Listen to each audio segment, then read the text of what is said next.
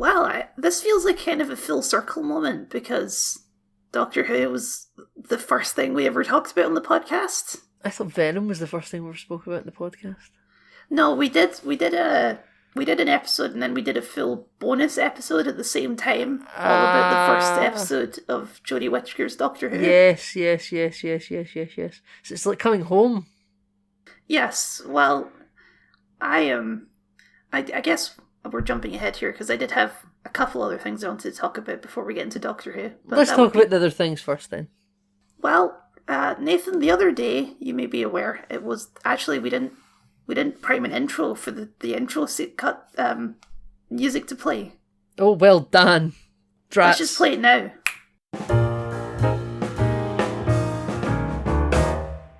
Okay, that's done with. So, a couple days ago, as you might be aware, it was the annual Game Awards. It was.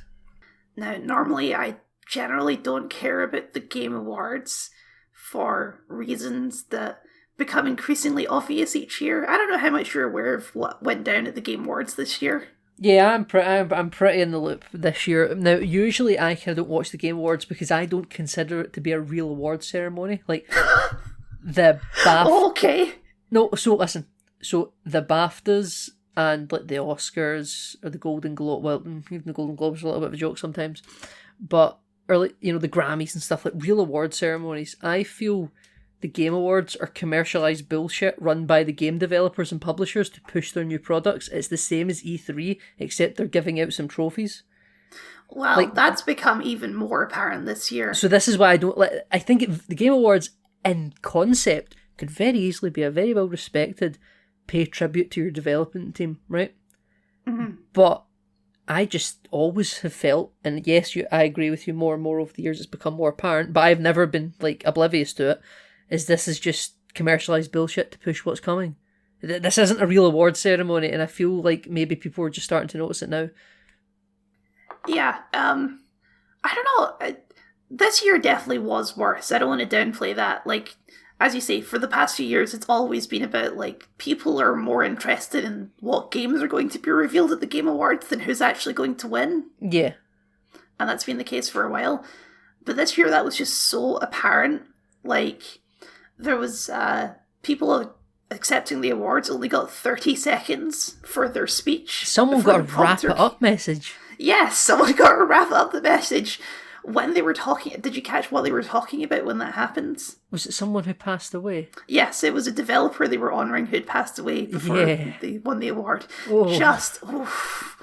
It's a bad look. That is a bad look. And then they always have, like, real celebrities, or what they class as, like, real celebrities, like Simu Liu comes out and does bits for 5 minutes. Timothée Chalamet came out because he modded the Xbox 360 controllers 15 years ago. Yeah, I guess Anthony Mackie was in that Twisted Metal show, so he has some sort of tangential relationship to games as well. Yeah. They're trying. They really are trying to make this, like, a big deal. But I just... It's like if you were to go to the Oscars and they were like, here's the clip for the next Marvel movie. Exactly, right? It would be ridiculous. It would be absolutely ridiculous. That's not what the reward ceremony should be about. It should be about a legitimate time to honour the people in the development, and to a certain degree maybe publishing community, and the actors in the games, and the talent for that year. Right, and you can say, but people don't care about games industry people as much as real celebrities, and it's like, well, that's because you do stuff like this and delegitimize them. Yeah. Like, it's not like there's no celebrity game developers, like Sam Lake, the Alan Wake guy, he did Max Payne. No, but Sam Lake, he's like an old school famous game developer guy. If you saw his face, you'd probably recognise him. One of those guys. Yeah, and even he only gets 30 seconds for accepting, like, 4 awards. I think Alan Wake 2 won. It's ridiculous. And do you want to know how to big up the profile of these developers? Giving them awards? Give them time to speak at the award ceremony. Yes. Let them get their public profile out there to a large audience on a stage. Get some better press coverage. Because how a business interacts with the media. It's all a game, you know, even if you want to think that all these, you know, journalists cover it because like it's in the public interest. It's clearly not, it's just entertainment. But you have good relationships with the journalists, they'll be more likely to cover your event if you also don't just make it commercialised bullshit.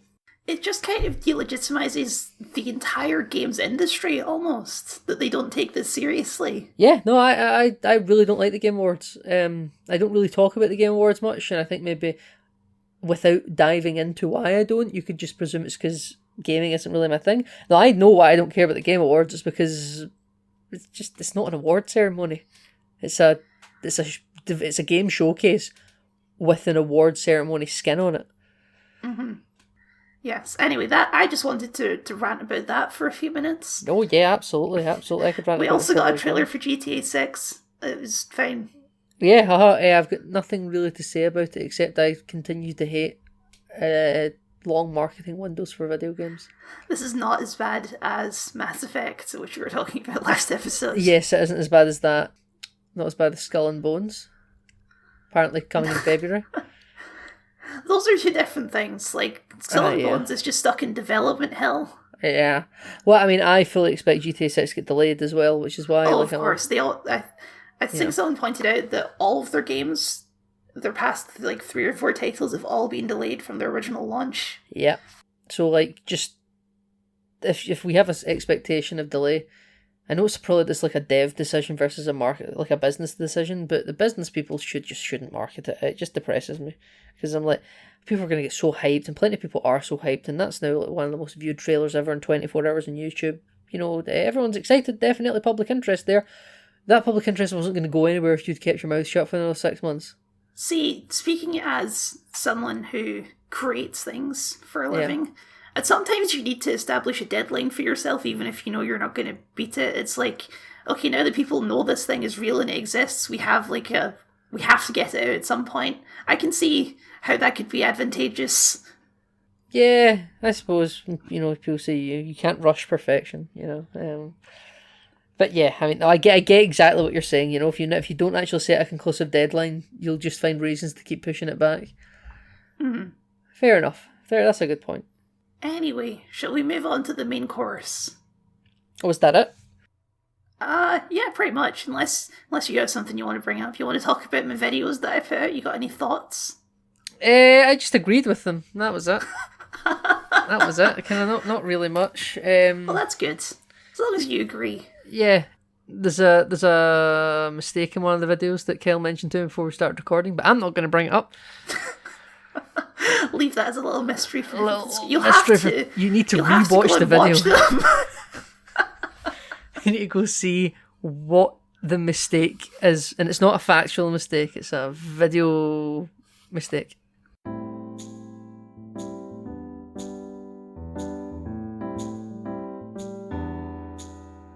Alright, Doctor Who, Nathan. Doctor Who, Kyle. It's been a while since we talked about this. I was looking at our podcast earlier. Our last Doctor Who episode was 5 years ago. Seriously? Yeah, we did a video on season, the first Jodie Whittaker season. Yeah, I remember that. Did we never speak about the specials? We must have brought them up in some regard, but just not... No, I haven't watched Doctor Who since then. Really? We never spoke about anything. I feel like at some point in my mind I must have brought something up and then you've just went, oh, I never watched it, and we just never headlined the episode with it. Potentially, yeah. That's crazy.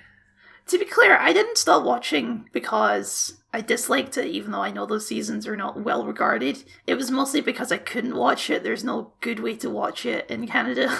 Yeah, that's fair. Except for until now, I guess. But Disney Plus, baby. So I'm aware of some of the stuff I missed just through, like, conversations with you and cultural osmosis. Yeah, just the internet being a fact of life. Yeah. I'm aware that the flux was a thing that happened, something to do with a timeless child. All of this stuff I've heard about, but don't really have lots of context for. I have an admission for our audience. I never finished The Flux. I watched Power of the Doctor, but like it just felt so disconnected from what The Flux was. I watched the first 2 or 3 episodes of The Flux and was like, this just isn't for me. And then there was a New Year episode before that with a Dalek in a storage unit that kept getting stuck in like a time loop, like Groundhog Day, with the Dalek coming up.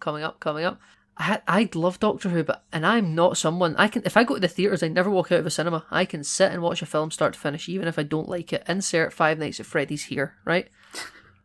But I could not watch these Doctor Who episodes. They were so boring to me. I couldn't get the dialogue. I wasn't really sold on the acting. Everything was played far too light in my mind. Yes, there was some serious moments, but I just didn't buy any of it. Maybe because the show had done so much damage, I just wasn't invested anymore. Like, people on Twitter like to show clips of like parts of seasons that other people say are bad and go, oh yeah, this totally didn't have any darkness at all. Show one isolated scene where the people look a little bit angry at something, forgetting that if the audiences aren't invested in that because of 3 hours of bullshit before it, it doesn't really matter. So I just, I don't really feel like I could have ever really given a cohesive discussion on a lot of Whittaker's latter era. I watched all of the start of it, all of the middle of it, but from that Dalek Storage Hunters episode, all through the Flux, and then just before the episode she regenerated, I just checked out. Yeah, well, I checked out long before that, but we're both back now. We're both back now.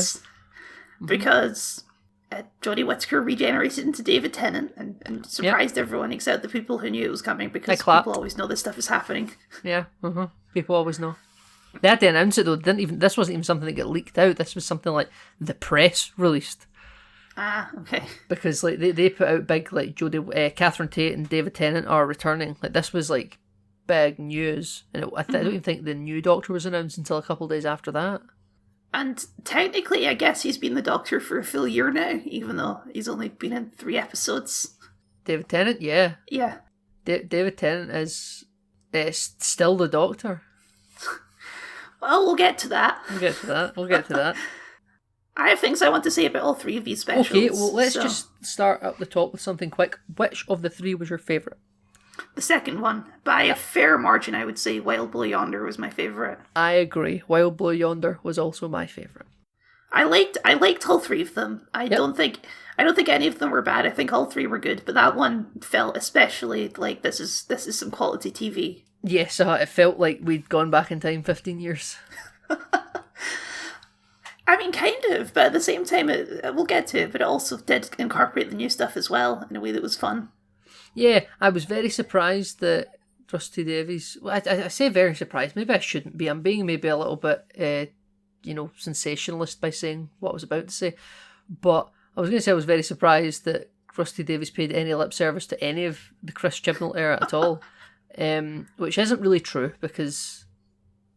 Stephen Moffat played some lip service to Russell's era, and Chris Chibnall, I was going to say, did he? I can't remember. I feel like he just kind of let, apart from bringing back previous Doctors in Jodie's regeneration episode, and having like the Jadoon show up, it felt like Chris Chibnall was more interested in going forward instead of looking back, which I can admire. That's perfectly, something to laud, I suppose. But... when Russell T Davies started referencing events of the Flux in Wild Blue Yonder, I was fairly surprised. I was like, "Oh, we're gonna do this." The big divisive thing, and honestly, I gotta say, it made the Flux sound interesting. I was interested. I was. And let me tell you, Kyle, as someone that only maybe watched a third of the Flux, I just didn't go back. But now, after watching that one scene between Catherine Tate and David Tennant speaking about the Flux, when David Tennant's Doctor is speaking to a blob monster pretending to be Donna Noble, I was like, oh, he looks, something traumatic must have happened. But I've seen clips of it, and I'm sure they kind of just act like the Flux never really happened right after it happened. I saw that because I saw people online were talking about how they were hoping it was retconned and stuff because they never mention it and things like that. Yeah, absolutely, because the Flux happened, then the episode where Jodie Whittaker was regenerated was the very next episode, Mm-hmm. So we're jumping ahead. The first special it's not called the Meep, it's called the Star Beast. The Star Beast. Here's the thing, right? David Tennant is and always will be my favourite Doctor. Right, okay.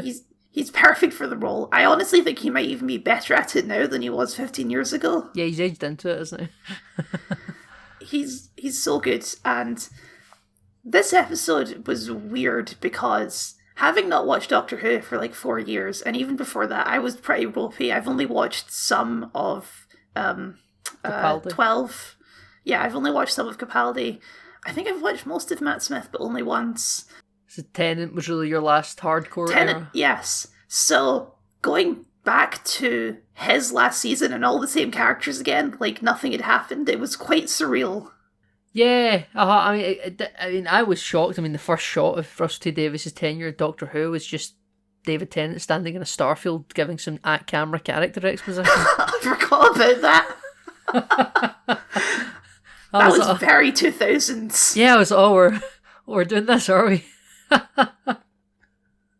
I mean, and then it went to like, a testimonial with Catherine Tate's Donna Noble sitting talking about how she doesn't remember anything. The thing about that too is it summarised the stuff that I did remember and didn't summarise all the small stuff that I didn't remember. Yeah, it was like last time when everyone actually liked Doctor Who unanimously. Yeah, it's like, okay, I remembered the Dr. Donna stuff. I remembered that she had to lose her memory. I didn't remember, like, some of the minor stuff, like her relationship with her mum and all these other details, which the show just sort of throws you back into, assuming you already know. Yeah, like bringing up friends like Neris and all that. Yes. I was like, did we see Neris? They're talking about it like someone that I remember. Neris was always spoken about by Donna in like a passing sense when she lost her memory and when she first met the Doctor, but was never seen. No actor. Right. And then she's married to this guy, and it's like, oh yeah, I guess she was getting married, and they're talking about her winning the lottery, and it's like, I guess this was a thing that happens. Yeah. That's the stuff I needed a recap on. I didn't need a recap on the Dr. Donna stuff. That was the big stuff that I did remember. Yeah, that was the big important stuff. Yeah, it felt like the whole like lottery thing, though, they were just trying to explain that away, because they were like, oh, how can we take away someone's happy ending, Because if somebody's got a happy ending, we don't want to throw them back into the fire. So, she got rid of all the money. There you go. Yeah, a brief summary. The Doctor arrives and Donna's there. She still doesn't remember. An alien crashes in a pod. It's the Meep. It's Miriam Margolyes. It's Professor Sprout from Harry Potter. It is. Donna has a daughter now, and her daughter finds the Meep. Yes, she finds the Meep in her shed. And there's some really, really terrible looking bug aliens looking for, not an insult by the way, I love the look of them. The Wrath. I assume those are a classic Who thing. No, so do you know anything about the Meep? No, I don't. So there was like every year there was like Doctor Who annuals, obviously they still do them today, and there was like Doctor Who like book material and comic strips, and the Meep and the Wrath are from a Tom Baker story. But it was a comic book. It was a graphic novel, if you like, the Doctor Who annual from the 80s or 70s. Sorry, and that was the Meep. The Meep was just a book character. The Star Beast was all a graphic animated little, not animated, but you know what I mean. Graphic story. Okay. And then Russell T Davies thought, I'm going to adapt that. Just straight up adapting from the book, and he got the original author and the original illustrator to come and consult on it, because they're in a bunch of the behind the scenes stuff. Because there was remember there was Doctor Who Confidential back in the day, Kyle? Vaguely. And it was like Doctor Who behind the scenes, and it was almost like after every episode there was Doctor Who Confidential. So it's now called Doctor Who Unleashed, right? Mm-hmm. It's the exact same premise. It's just behind the scenes bullshit after the episode airs. But for the Star Beast, they'd done a lot of that stuff, and they kind of done a deep dive on it. And David Tennant actually claims that he remembers reading it as a kid, so it's really weird for him to now do it as a story. Because Doctor Who, I don't think, has ever adapted any of its books before for episodes, but now they're just adapting it. No, I guess they're not pretending it's canon, at least. The books, yeah. I mean, Rusty Davies at the minute behind the scenes is kind of saying that everything is canon, so. Well, he's talking about a whole multiverse thing. We'll get to it. Overall, I liked it. I liked this episode. Yeah, it was a fun getting back in the saddle kind of episode. Yes. The relationship between the Doctor and Donna is still perfect. Hasn't missed a beat. Doesn't feel like they've been apart. No, I know there was some behind-the-scenes stuff where Catherine Tate was clearly pretending to remember anything that happened to her character, which was quite funny. But...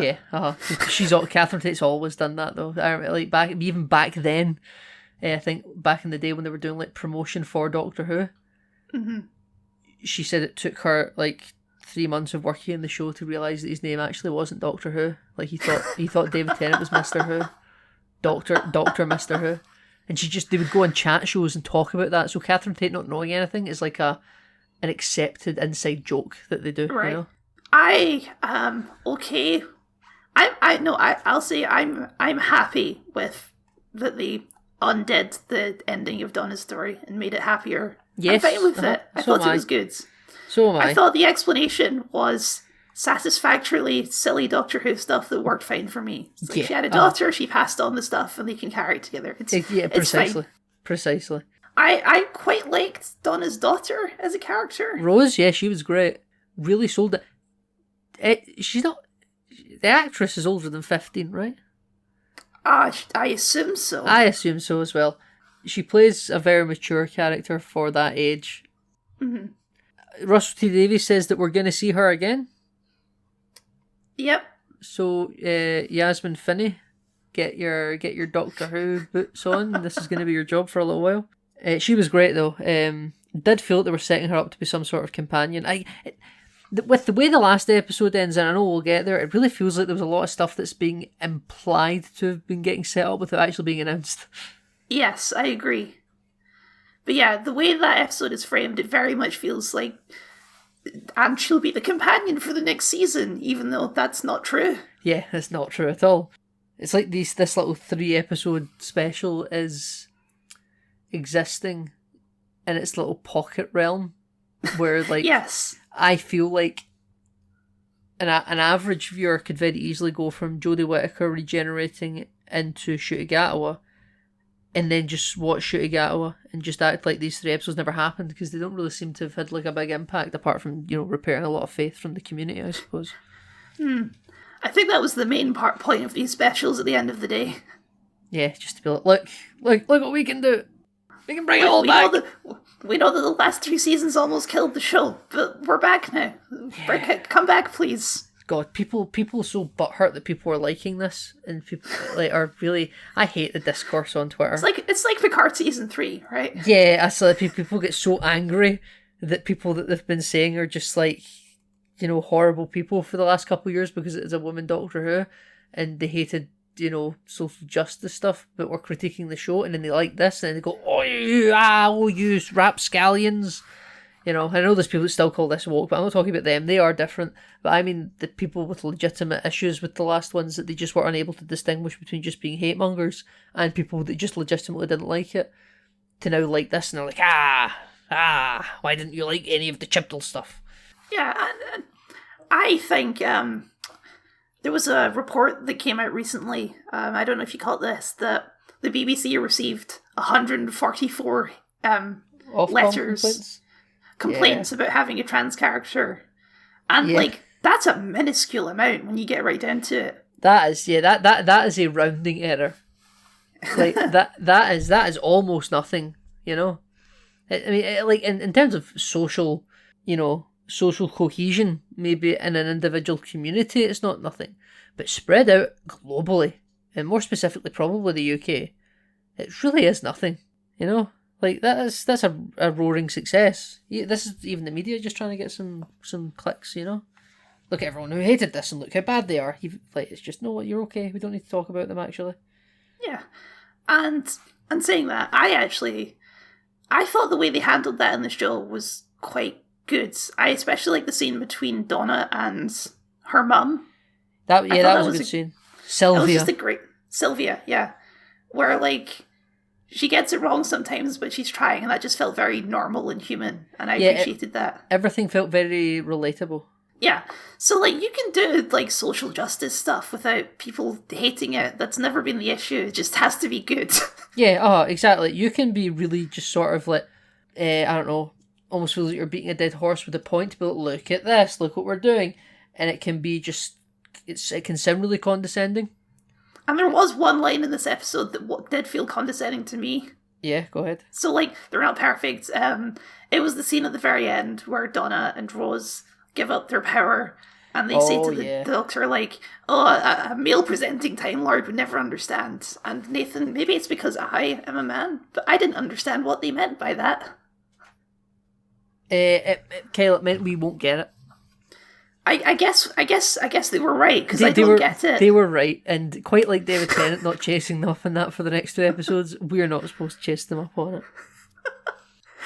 Like, was it like a men are stubborn thing? I don't understand what they were trying to say. I think it's supposed to be like traditional gender war kind of stuff, where like women always say men can't multitask and stuff like that, or like if you're a younger person and you're living at home and you can't find something, you look for it and you tell your mum to look for it and she finds it immediately. Stuff like that. Like just stuff that women are better at, and you're supposed to go hardy hard. Look at these incompetent men, and it's not serious, but it's just like a funny kind of haha. Look at something the men can't do, But you just kind of leave it at that. If they had made it specifically that the Doctor wouldn't get it, I would understand that more, because that's part of the Doctor's whole deal. That's why he has this face back, is he's just very bad at giving things up, right? Mm-hmm. More broadly targeting it at men, I don't know. It just hit me the wrong way, but that was a minor point. I also kind of enjoyed the pronoun scene. I realised some people might have thought that was cringy, but I like that because they made it a joke as well. Yeah. Or his pronoun is, or the pronoun is always the meep. Yeah. Uh-huh. Which they kind of brought back in the 3rd episode with the robot in the unit building. The Flixer or something like that. Yeah. I kept wanting to call it the Zephyr, but that's from Agents of S.H.I.E.L.D. I assumed that was something from previous seasons, but then I learned later it's not. Yeah, that entire set, that Avengers Tower is all new. And I assume we'll be seeing that more in the coming season, if I had to guess. Or in the spin-offs. Ha ha ha ha. Didn't Torchwood have a tower in one of the seasons before? Canary Wharf, which is a real building in London. In Canary Wharf, yeah. Uh-huh. Right, but now that it's been replaced by what is clearly Avengers Tower. Clearly Avengers Tower, absolutely. Absolutely. We've got that landing pad, which is basically exactly the same as the one yeah. on Avengers Tower. I think the details look very different, but from a distance it looks strikingly similar. Yeah.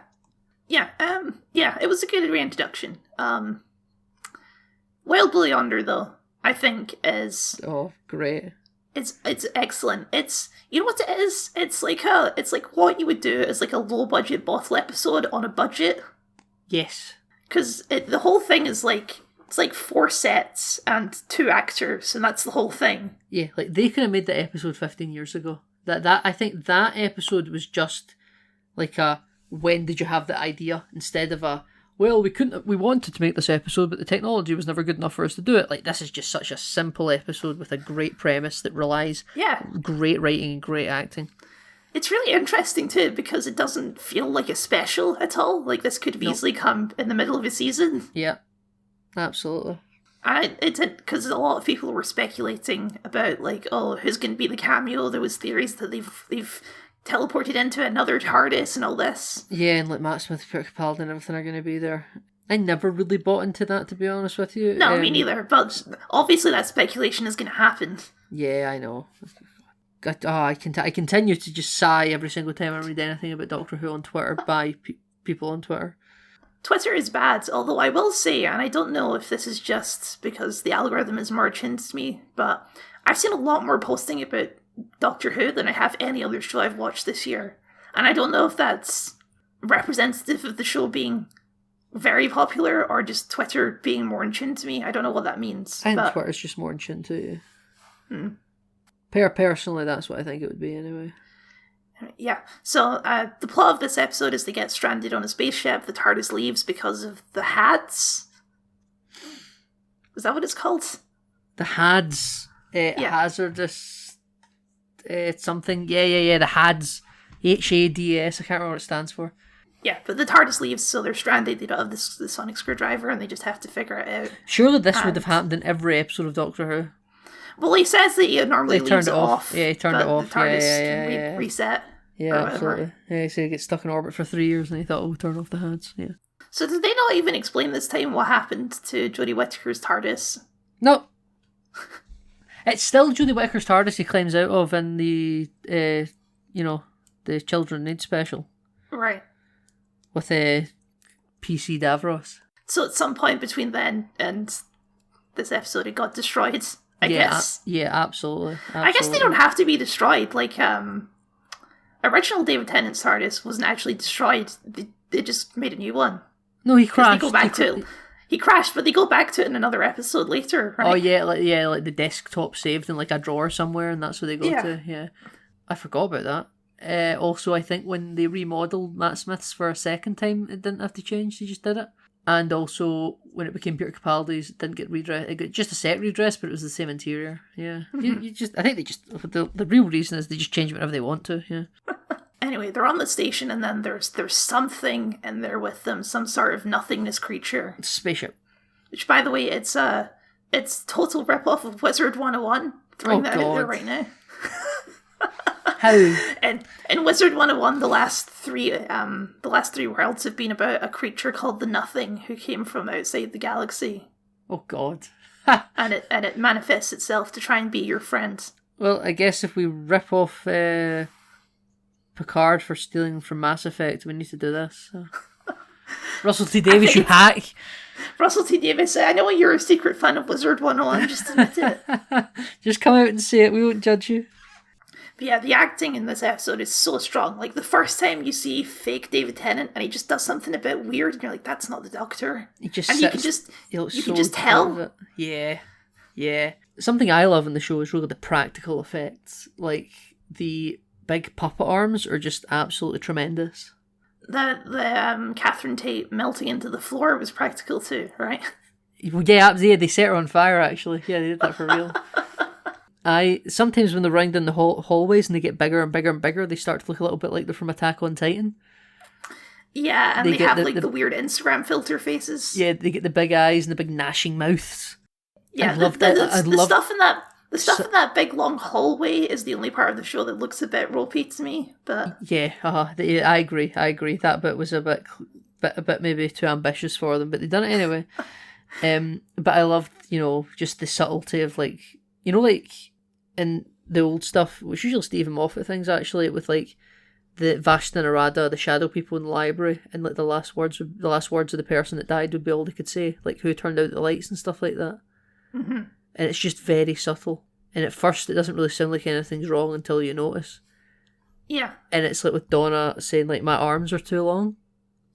Uh-huh. And you're like, that doesn't really mean. And it's just the repetition of the line until you start to think something's actually really off here. And then when David Tennant stands up and he's got those two huge mallet hands, and they're real, they're not CGI. He had puppeteers, like in the Doctor Who Unleashed thing. He goes in to put them on and get them fitted and stuff, and they're horrifying actually. Yeah, the whole episode is genuinely creepy. Yeah, absolutely. Like, why did an airlock open 3 years ago then close again? Why is there no one on the ship? What's that banging sound? Why is there something in an alien language counting numbers? And just every scene where they're trying to figure out who's real or not is just like amazing. Yeah, absolutely. Because it takes you as the audience a while to figure it out. Yeah, you're working out with the character, which is just great. Nothing's spelled out really for anyone.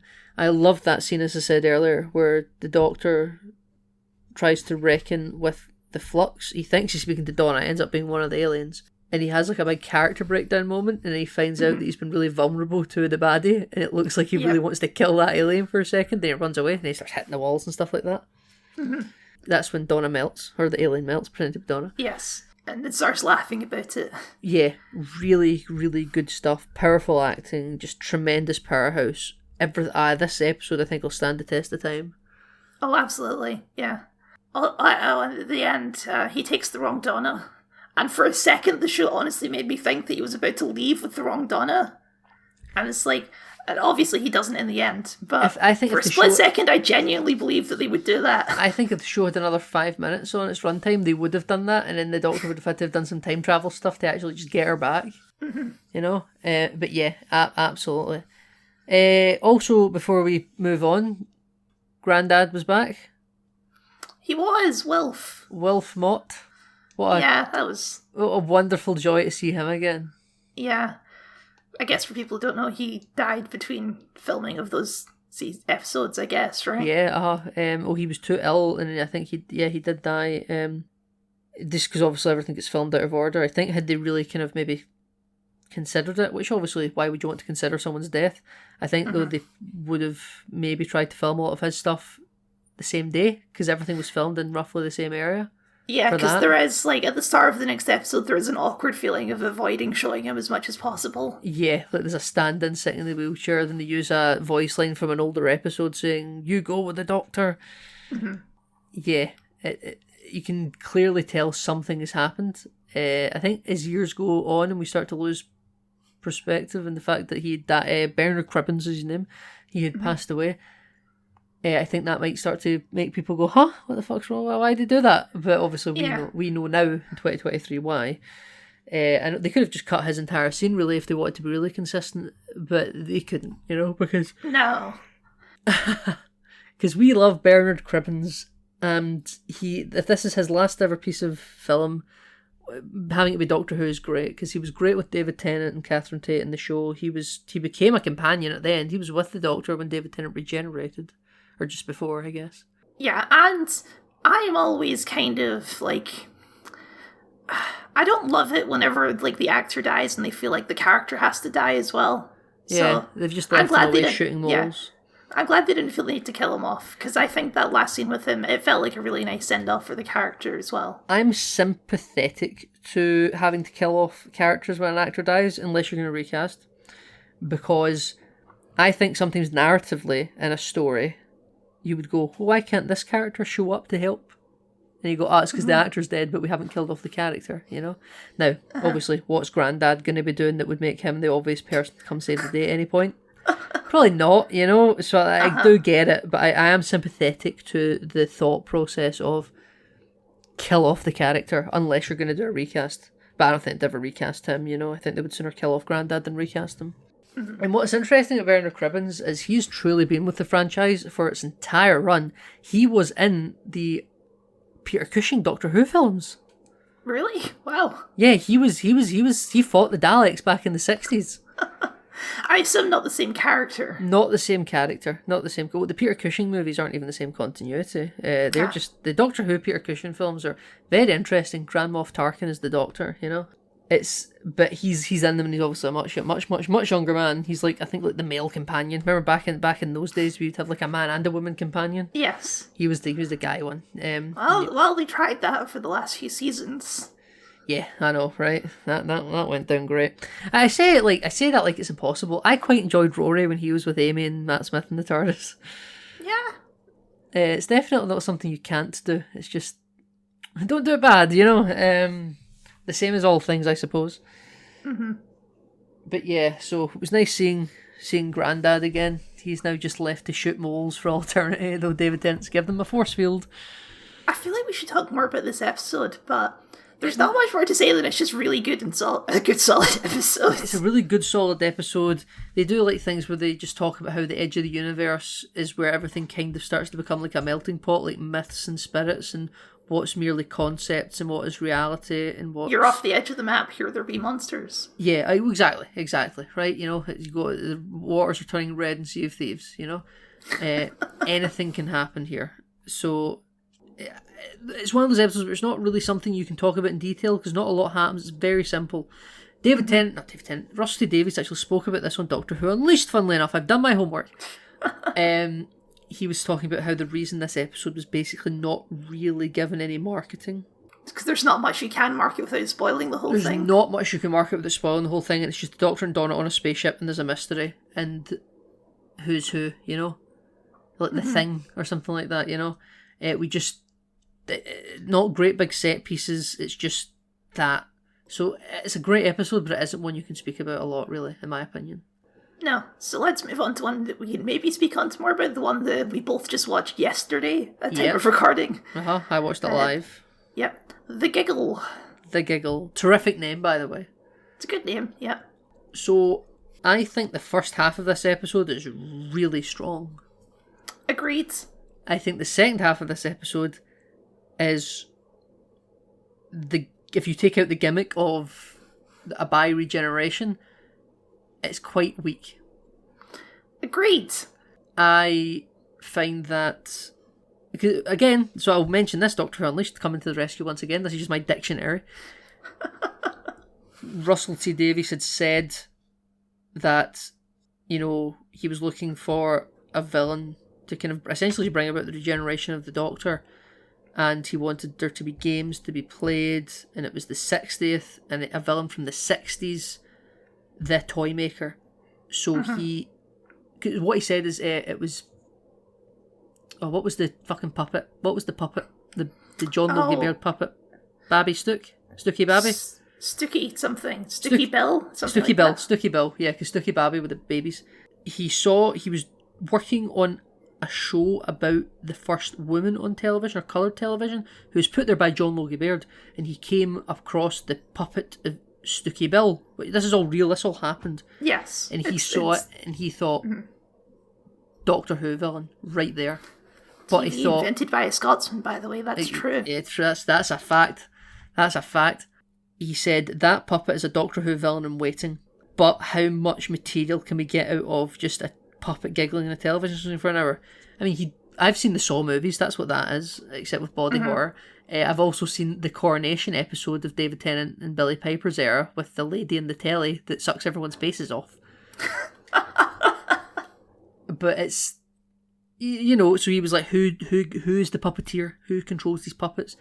And he sort of reverse engineered it to be the Toymaker. So it's almost like the fact that it's the Toymaker is not the get. You're not watching it because an ancient enemy has returned, which I think maybe a lesser show would try and crutch on, in my opinion. Well, the thing with that is the Toymaker is like a lost episode, right? So back in the day, episodes where single stories were always like 4 or 5 parters. So the Toymaker is a 4-part story. We are missing 2 or 3 of them, and the only part that does exist is the final episode. Right, okay. Episode 3 and 4 might be the ones that exist. I know 1 and 2 are lost, and I think maybe 3 is lost. I can't remember. Do you want me to tell you who plays the Toymaker in the original serial? Yeah, I mean, they show him in the episode for a hot second, but I didn't recognise him. That is the actor of Alfred from the Tim Burton Batman movies. Right, yes. That's who he is. He was also a Time Lord guard in the Tom Baker era, I think, as well. He wasn't in it very much. But yeah, he's the Toymaker. So it was like he reverse engineered the appearance of the Toymaker, which is fine. Again, like I say, it doesn't crutch on the reason to watch is the Toymaker's back. Well, you can't, because most of the audience wasn't alive when that episode came out. Oh yeah, but people buy into fandom all the time. People get excited for comic book adaptations for Marvel movies when they've never read the comic, you know? I guess. That's how those movies make so much money. Not everyone of them people has read those comics, I'll tell you, including me. Mm-hmm. I said this I was speaking to a friend last night, and I was speaking to him about it, and we're speaking about the episode and what we thought about it. And I had said I really liked it. I feel like Neil Patrick Harris was wonderfully cast, but the Toymaker really had nothing to do. He existed to play a game with the Doctor to cause a little bit of chaos. He didn't have a goal. He wasn't there to conquer. He wasn't there to get revenge. He was just simply there to play games, and that was it. Mm-hmm. He just was chaos. He was the Joker, if you like. He was Q. He was playing Q. He was playing Q. Yeah, right, actually, you're correct. I never even thought of it like that. We're bringing up Star Trek, boys. Like the whole thing with the Spice Girls moment, that was so Q. Yeah, that's very Q. But from the moment in which he shoots David Tennant, his character has no narrative purpose. They shoot, he gets shot, he goes basically silent and just watches the Doctor do a bi-regeneration, which we'll speak about in more detail. And then they play catch, which, I mean, they filmed it interestingly, I guess, but it's not very narratively... Not very climactic. Yeah, it's not very climactic. And then, he doesn't catch the ball, and he gets folded up into like a shirt, and then gets put in a box, and they lock it in a ball. How the next villain will be even worse. Yeah, he references the Master, because somehow the Master is going to come back, which I guess we could presume, but you know.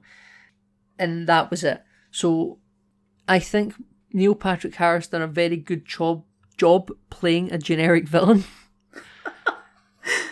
Yes. A bit like Vadik in Picard Season 3, funnily enough.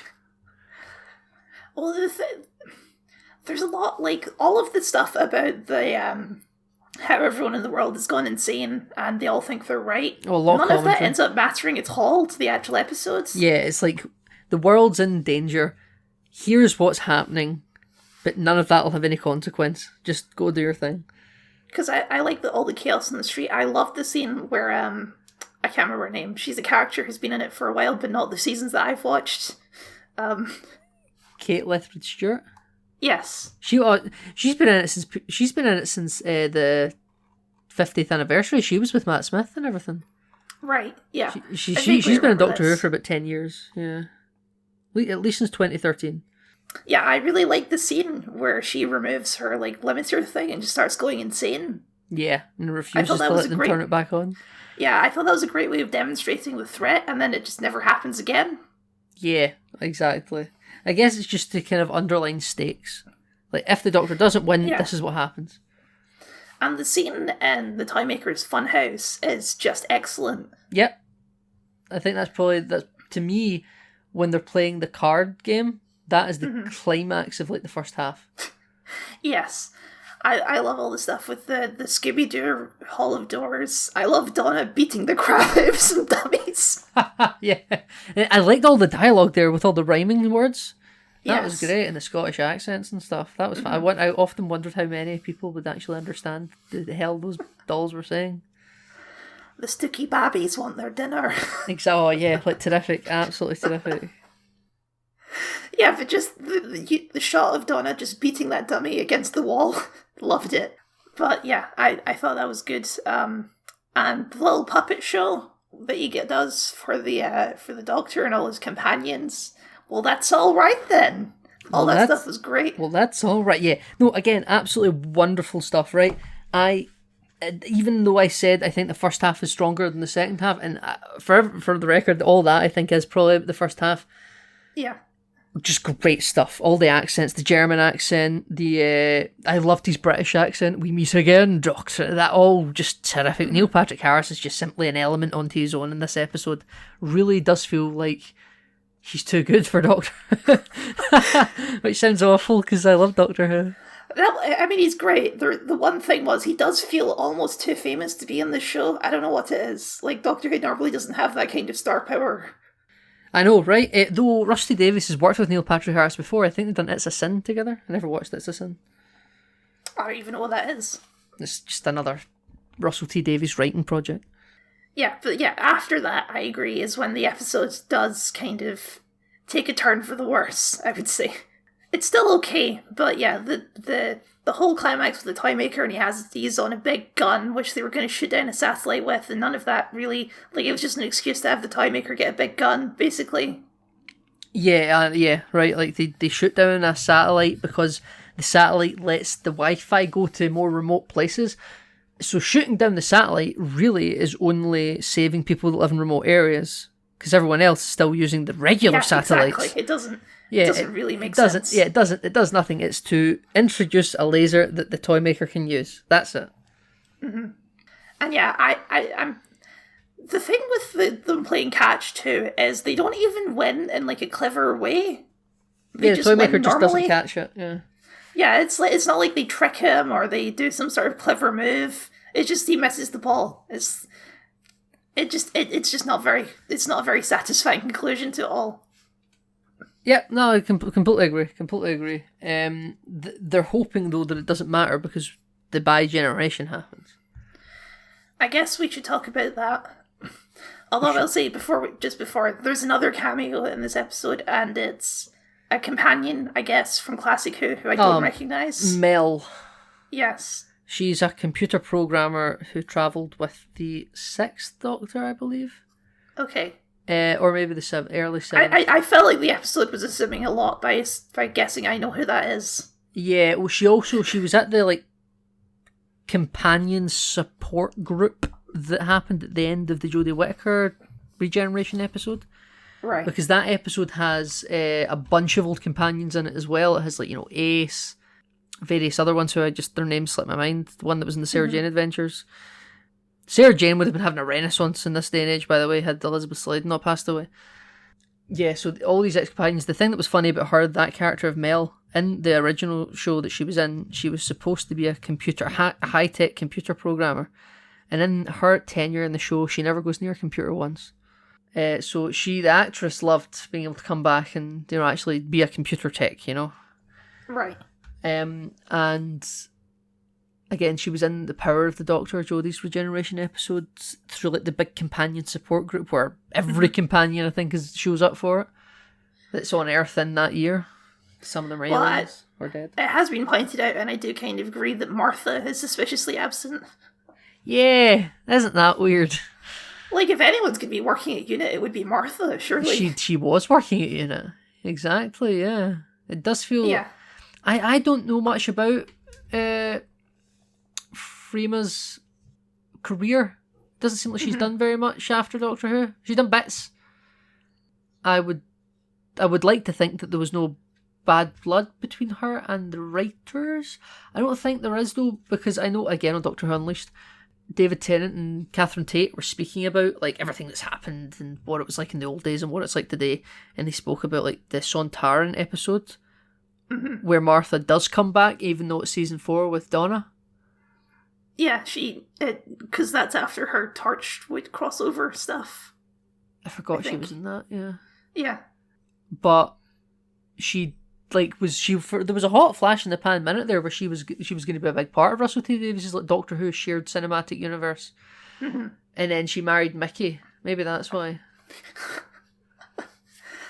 Oh yeah, that is a thing that happened off screen, I think. Off screen, yeah. The Doctor just saved them from being sniped by a Sontaran in David Tennant's last episode. And then that was it. He just sort of doesn't even wave, just looks at them longingly and walks off camera, exit stage left, and then he's in the TARDIS, and Martha and Mickey have a little kiss. But Noel Clarke is a bit of a cancelled person these days, so... I see, okay. So, we probably won't be seeing him again, so we'd need to explain where Mickey was if Martha showed up. They got a divorce off screen. They got married off screen, they got a divorce off screen. Yeah, it's a relationship that doesn't exist on screen. I mean, it's entirely possible she could still show up. It just, to me, that was the obvious absence there because she's the other David Tennant companion who's still out there. Yeah. Because obviously Rose is in an alternate universe with her own David Tennant. There's so many David Tennants running around. I know. Around. I was gonna do the difference marks thing about if I had a nickel for every time a ex David Tennant companion got to live happily ever after with David Tennant, I would have 2 nickels, which isn't a lot, but it's weird that it happened twice, right? Mm-hmm. Anyway, this one really is David Tennant's Doctor. The bi-regeneration.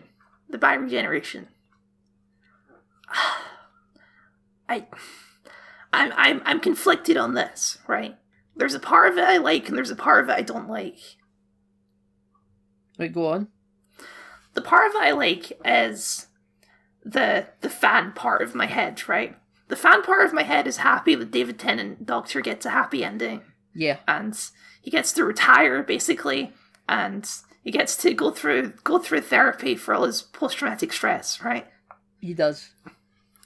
And symbolically, going back to David Tennant and kind of ending it there, it does kind of, I understand now why it's a new series, because that feels very symbolic for the end of this era of Doctor Who.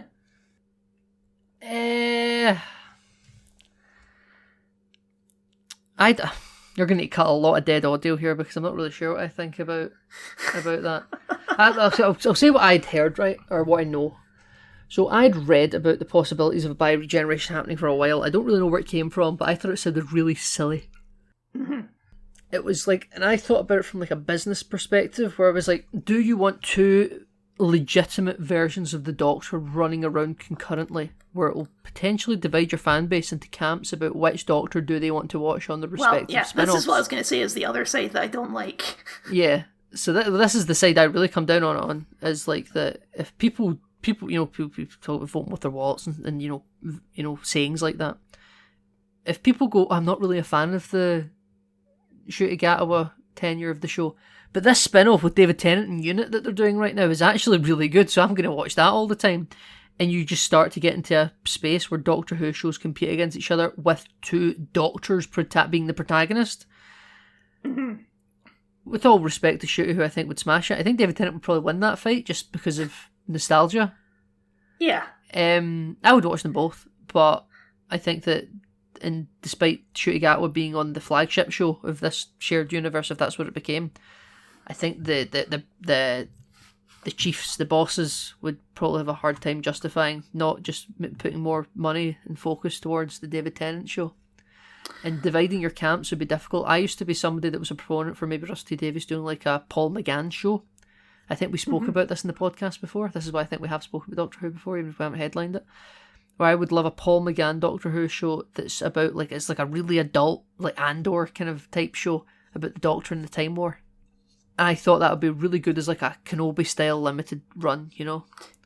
Uh-huh. But do you want to divide your camps between the Doctor being the lead of two different shows, and what one does people prefer? I think in terms of introducing a new Doctor, this was a terrible way to go about it. Interesting. Go on. Well, it's because, like, even, like, if you're looking at it on a literal level, he doesn't regenerate. He, like, splits off. Like, it almost feels like a spin-off. It's because, like, the Doctor is still here, and it's David Tennant. It's a Doctor everyone knows. He's been the Doctor for a long time. And then this new guy shows up and literally comes out of him. Like, even if they'd done it the other way, where he does regenerate into Shutigawa, and then David Tennant gets pulled out of him, I feel like that would have made more sense visually. But just the way they've done it, it doesn't feel like a proper regeneration. It feels like a spin-off. And the way that he gets into the new TARDIS... Yeah, like, I get... So, for me, despite having had heard about the bi-regeneration thing coming, in that moment, I was so raptured in this is the regeneration moment, as I think just everyone is in Doctor Who, that I sat at the end of my bed like an 8-year-old child and looked up in awe at my TV and just was watching it happen. I was just savouring the moment. Mm-hmm. But I find that when it happened, I was like, oh yeah, like, this is something I'd read about. And I think I was just kind of fine with it in the end, for just selfishly for me. I know a lot of people are big proponents of letting know a Doctor should definitively die. An incarnation should be gone, you know, and that should just be it. You can still love that Doctor, but it helps everyone move on if there is one. The whole community should be able to theoretically rally around a single version of a character, at least at the one time. If you don't like it, but like having one unifying figure can kind of be a make or break, instead of just actively giving two people legitimate division camps to go into. I just selfishly am kind of fine with not having to let go of David Tennant, because I love him and I would like to see the future potential, but that's because I also know I'm going to watch Ncuti Gatwa's Doctor. For me personally, there's no conflict here. That's just purely talking about me. That's not talking about the franchise as a whole. I would love to see the new writing and adventures and stories that they'll tell with Ncuti coming this Christmas Day, the Church on Ruby Road, and the Goblin pantomime or something like that. Yep, something to do with goblets in a pirate ship. I'm sure it'll be fun. He's wearing an orange vest and a kilt, and he looks gorgeous in it. I think Ncuti Gatwa just looks so much like the Doctor. I think just the parts he running around in his underwear and like with the tie and the shirt and everything and the Converse on, and the swagger and the confidence. I think he's just perfectly cast, even though we've seen so little of him. And as I said on Twitter, if you're Scottish, you're automatically going to be good. I think that and the fact that they let him keep his natural accent is just wonderful. It's just an extra insult to David Tennant, though, who has to sit there putting on his English accent. Extra insult to David Tennant, yeah. I know, I feel so bad for doing it. I think he was asked about it once and he was like, I never thought about doing it in a Scottish accent. It just never occurred to him to do that, which I think is quite sad. Obviously now they could have done it as the 14th. Like, they could have used that as an excuse, but I guess not. Yeah, maybe it would have been too much for some people. some anti-Scots out there, you know. Mm-hmm. But I'm fine with David Tennant just resting. Now, something that everyone online are speaking about is the line where they talk about how Time Lords do therapy in the wrong order. I saw that too, and I don't know how to interpret that, because there's two ways of interpreting what's happened here, right? One is, this is just like a branch now, and like David Tennant Doctor will regenerate into someone else again, and there's just two doctors running around now. And the other way, which is the way that I more interpreted it as, is at some point David Tennant is going to fold back into the Doctor Prime, basically. Yeah, so what I kind of... Not at the time I really did think we're going to just have two doctors now, but after thinking about it and going over what that line could mean, I've taken it as the David Tennant Doctor, the 14th Doctor we've still got, at some point is going to go through like a regeneration, but the regeneration is going to involve him sort of folding back on himself to that moment in that unit helicarrier, helicopter pad. And yes. As he regenerates, he's going to like close his eyes and he's going to open his eyes again, looking back at himself, but he's now going to be Shootigatawa. Yes. You know? Now, that's my interpretation as well. So like he's going to go through all this therapy, but then, so when Shootigatawa pops out of David Tennant, that is actually still in David Tennant's future. He's going to wrap back around to that point again. That's why he knows to pick up that mallet from inside the TARDIS and smack out a second TARDIS, because he saw Shootigatawa do it in his future. Mm-hmm. You know? It's timey-wimey nonsense, yeah. Timey-wimey nonsense, exactly. I just wonder how long that'll last for. And obviously, speak of how bioregeneration is like a myth, and this is the first time it's happened. Mm-hmm. Oh, kind of. The other thing I know is that Russell T Davies, he gave an interview where he said that he believes this happened to every Doctor, yeah, which I'm reading people saying that Russell said this, but I haven't actually seen Russell say it myself, but that's just because I haven't seeked it out. I first of all, I don't know how that works at all, and it doesn't fit into what we were just talking about it looping back in, because that's just an entirely separate thing if all the Doctors are out there now. Yeah. And this is an article I didn't read, but I did read the headline, so I don't know, maybe I'm part of the problem, but he said that this version of Doctor Who might annoy some people because it's going to lean more into the fantasy elements and maybe a little bit out of the science fiction elements. Mm-hmm. And I'm thinking, also, is this just going to be magical bullshit and now all the Doctors have doubled, so every Doctor that ever regenerated all actually done a bi-generate. So when William Hartnell became John Pertwee, William Hartnell actually stayed around to do his own adventures, but he doubled himself into into Patrick Troughton. Then Patrick Troughton stayed, but he sort of birthed the John Pertwee, and Pertwee birthed the Baker. What's the end point of this? Is the end point there's just 16 million Doctors running around? Yeah, so, right? So it's like what the Toymaker said. Every Doctor to double and die and double and die and double and die and have a medal of dead Doctors, right? So no Doctor actually dies. They just sort of like a cell. They divide into another cell. One Doctor becomes two. So no Doctor ever actually... Peter Capaldi didn't become Jodie Whittaker. Jodie Whittaker popped out of him and Peter Capaldi was just standing there. Like, it's just so weird. I kind of I don't think they've thought out the future implications of that statement. I think it's just supposed to be spiritual nonsense for no one's ever really gone. Yeah, I like... none of that is like canon yet, as far as we know. Yeah, that's just a thing Russell T Davies said. It's like a writer's intention, but it's not canon. And I think if they just limit it to, as we said, like at some point David Tennant loops back in, and this is just like a branch that folds back in again, I think that's fine. I think that works well. It's like, okay, so the Doctor did take like 40 or 50 years to just have a family and be normal, and that's why this new Doctor doesn't have all this baggage. If this just becomes a Doctor Who multiverse where there's infinite Doctors out there, I think that's quickly becoming nonsense. Yeah, isn't it?